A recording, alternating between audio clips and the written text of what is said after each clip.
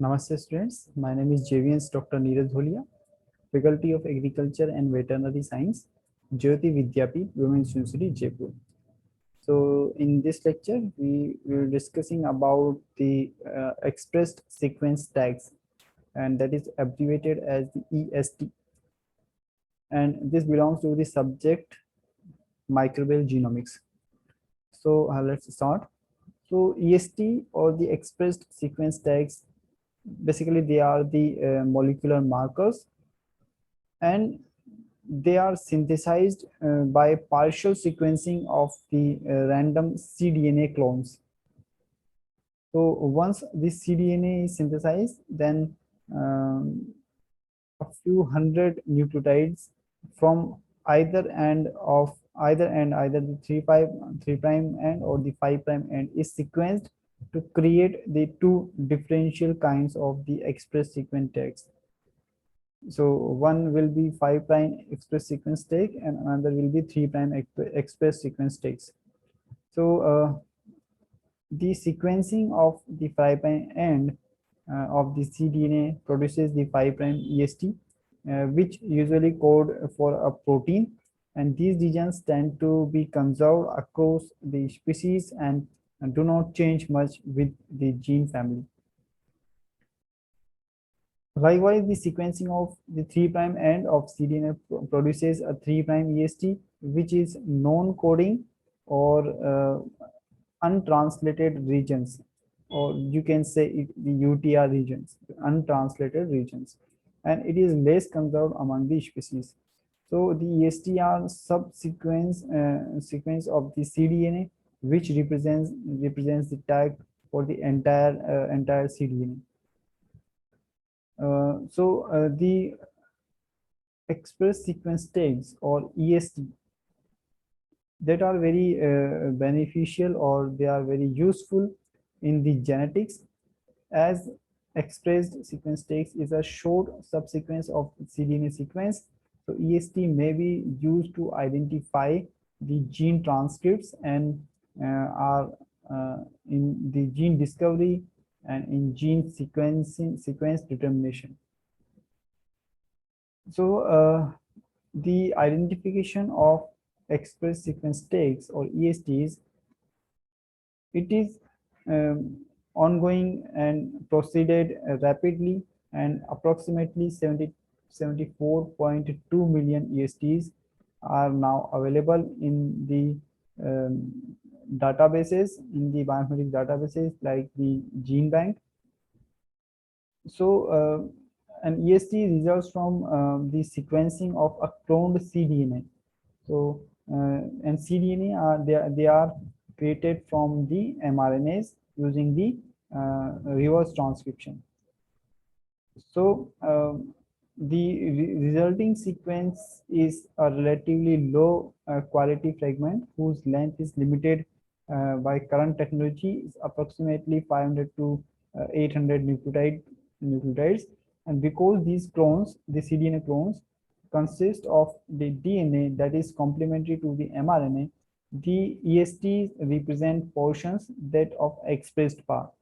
Okay, because the cDNAs or the cDNAs are made from the mRNAs, and mRNAs are the result of the exon part of the DNA. Exon are the expressive part, that is coding part. And because in the DNA there are two types of genes are there. One is present in the exons and one in the introns. So exons are the expressive part, and introns are the part which is situated between the expressive part. Means they are not transcribed, translated, or transcribed. So they may be represented in database as either the cDNA or the mRNA sequence, or as the reverse complement of the mRNA, the template strand. So one can map the EST to specific chromosome locations using the physical mapping techniques such as the hybrid mapping or FISH. Alternatively, if the genome of the organism that originated the EST has been sequenced, one can align the EST sequence to that genome using a computer. So the current understanding of the human set of genes includes the existence of thousands of genes based solely on EST evidences. Okay, so how can you say that this much of genes we have, expressive genes we have? Because in the genome there are thousands of genes, but the mRNAs are made for the genes which are uh, functional or expressive. So we isolate the total mRNA and we create the cDNA from the total RNA. Okay. So on the basis of that, we can say that we have the this much of thousands of genes based on the EST evidence. So in this respect, EST have become a tool to refine or to screen the transcripts for those genes, which leads to the prediction of the protein products and ultimately of their function. So moreover, the situation in which those ESTs are obtained uh, from the tissues, from the organs, from the disease state, for example, the asthma, for example, the cancer, gives information on the conditions in which the corresponding genes is acting. So EST can contain the enough information to permit the design of precise probes or DNA microarray that then can be used to determine the gene expression profiles. So through the help of the EST, it is useful for the other techniques also, because it can provide you the probes or the gene expression profiles. So some authors use the term EST to describe the genes for which little or no further information exists besides the tags. So there are some terms of or the annotations are related with the EST. So what are they? We will discuss in here. So one is the DBEST, small db and capital EST, DBEST. So DB denotes for the databases.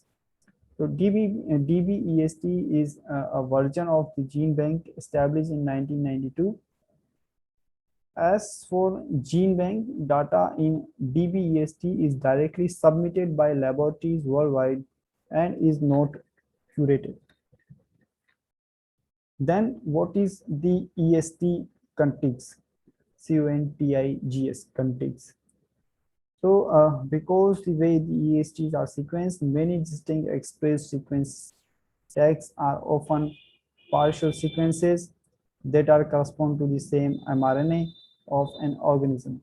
So in an effort to reduce the number of the express sequence tags for downstream gene discovery analysis, several groups assemble the express sequence tags into EST contigs.